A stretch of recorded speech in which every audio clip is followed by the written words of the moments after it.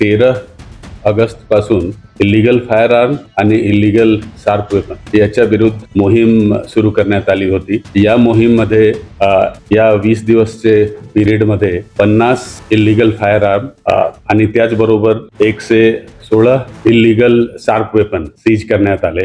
यामध्ये जे weapon seize करण्यात आले त्याच्यापैकी बरेच वेपन जे रेकॉर्डवरचे गुन्हेगार आहेत, जे काही मोक्काचे रिलीज आहेत आणि बाकी ज्यांच्यावर गुन्हा आहेत आणि आता ते जेलमधून निघून आलेले आहेत, असा गुन्हेगारांकडून जप्त झालेला आहे. टोटल 46 गुन्हेगारांकडून हे वेपन जप्त करण्यात आला.